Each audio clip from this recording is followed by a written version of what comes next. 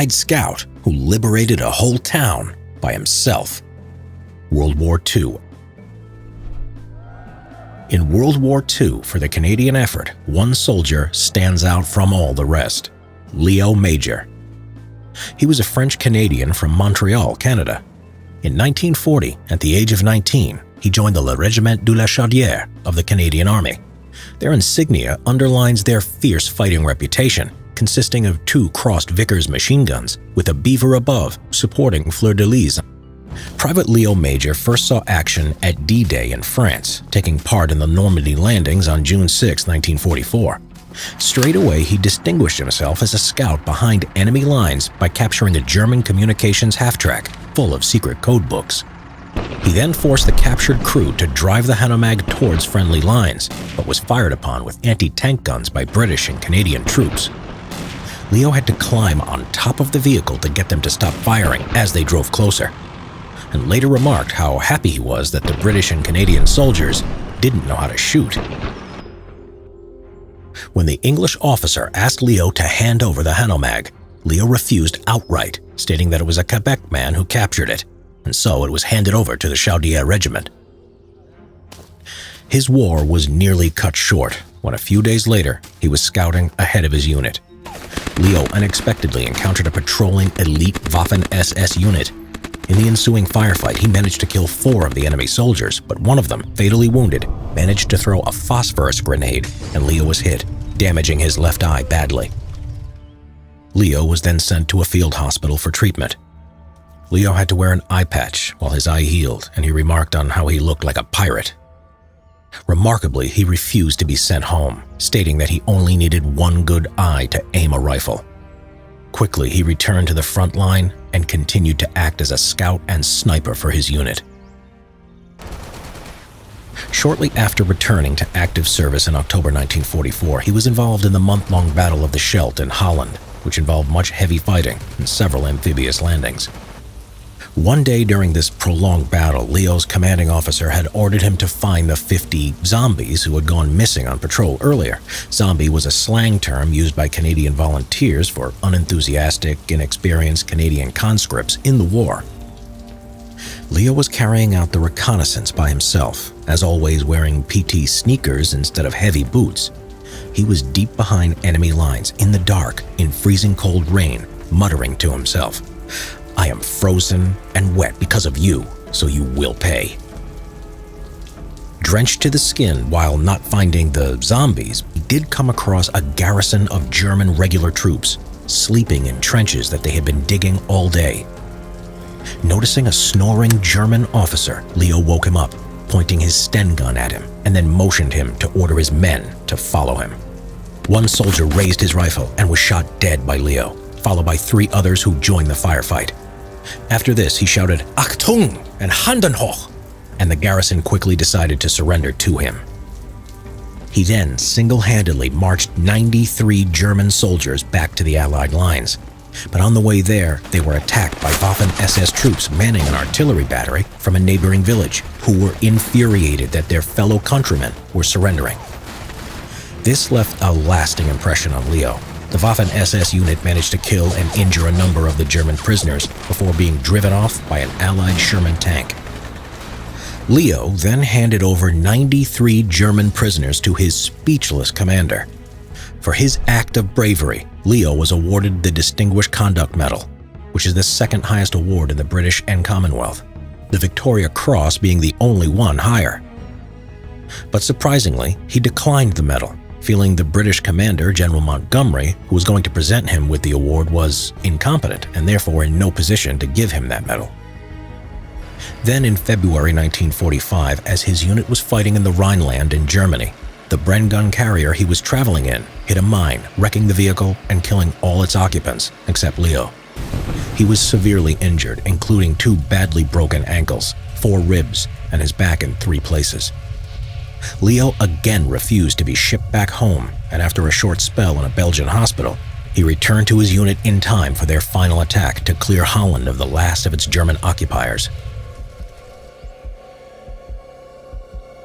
So, on April 13, 1945, the Allies were preparing to attack the large Dutch town of Zwolle, but were unsure of the strength or deployment of the German forces in the town. That evening, Leo and his friend Corporal Willie Arsenault volunteered to carry out a recon of the area. The city was planned to be bombed by Allied artillery, and this is something Leo and Willie wanted to prevent. When the two approached the outskirts of the silent town, the Germans spotted Willie after his grenade bag made a rattling noise, and he was killed by enemy machine gun fire. Leo took two of them out, but the others fled in a vehicle. He then took his friend's Sten gun, an extra bag of grenades, then laid his lifeless body on the side. So enraged was Leo that he would go on a one-man rampage that lasted the whole night, using his submachine gun and bags full of grenades. He hijacked a nearby German scout car, disarming the driver and taking his MP-40, adding a third submachine gun to his inventory. Leo made him drive to a hotel, then entered a bar. There he disarmed a German officer who could speak French to Leo, and he made him aware that the town was to be bombed by Canadian artillery, which would result in German military and civilian casualties. The officer understood, and in good faith, Leo handed him back his pistol, allowing him to drive off in the hopes that he would evacuate his troops rather than rally an attack. Leo moved around the town for a few hours in the dead of night, firing on any German units he came up against, throwing grenades and making as much noise around town as possible. His idea was to confuse the enemy into believing that they were under attack by a far larger Allied force storming the city. He proceeded in killing or capturing German defenders as he moved from street to street, using the local river and church as reference points so as not to get lost. Every time he had enough prisoners, normally between 8 to 10, he would march them back to the Allied lines and drop them off, before returning to the town to carry on his one-man assault. He is reckoned to have done this around 10 times. 4 times in the night he had to force his way into civilian houses to rest. Although terrified by his initial appearance once they understood he was Canadian, they looked after Leo. During his rampage, he also attacked and set light to the Gestapo headquarters, further adding to the confusion. Then, finding the SS headquarters, he engaged in a firefight, killing 4 SS officers inside. Then, later, Leo came across a group of townsmen by chance. This included a local policeman by the name of Frit Kuiper. All of these men were secretly members of the Dutch resistance. Leo then explained to them that the town was liberated. Then the group went on to take the town hall and bring the civilians out onto the streets. By 4:30 a.m., the German garrison had fled the town, and Leo had single-handedly liberated Zwolle. Leo retrieved his friend Willie Arsenault's body and returned to his unit, who had yet to advance into the town.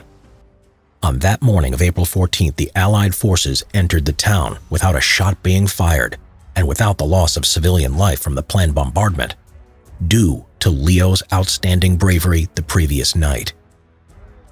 For his heroism above and beyond the call of duty, he was again awarded the Distinguished Conduct Medal, and this time he accepted it. After the war, Leo left the army and returned to civilian life to resume his old job as a pipe fitter. With the start of the Korean War in 1950, the Canadian Army joined the United Nations forces in fighting the Communist Chinese and North Korean invasion of South Korea. Leo, though only 29 years old, was seen as a veteran with a special skill set and was recruited to rejoin the Army and become a member of a special scout and sniper team. Then, in November 1951, the Communists attempted to take some strategic important high ground just 40 miles away from Seoul, the South Korean capital. The fighting was based around the vitally important Hill 355, nicknamed Little Gibraltar, and Hill 277. Chinese troops had captured it from the Americans, and Leo was to recapture and hold the hill. The fighting raged for days, and the Canadian commander, Lieutenant Colonel Jacques Dextraz, declared, "In the event the battalion is attacked, there will be no withdrawal, no platoons overrun, and no panics." During the battle, Leo commanded a unit of around 18 men, repelling whole Chinese divisions while enduring heavy artillery and mortar barrages for 3 days. Even though Leo had been ordered to retreat when the Chinese divisions counterattacked, he refused. Instead, he demanded that the commander of the mortar platoon, Captain Charlie Forbes, rain mortar fire on the enemy. The mortar fire was so close to Leo's position that the commander could hear the bombs explode when Leo spoke on his radio, and it was so intense that the mortar barrels warped from their rate of fire. For his valor and leadership under fire, Leo was awarded another Distinguished Conduct Medal for capturing and holding the Key Hill. Leo was the only Canadian to win the Distinguished Conduct Medal in 2 separate wars. He lived a quiet life afterwards and in 2008, at the age of 87, passed away, having been married for 57 years and having 4 children.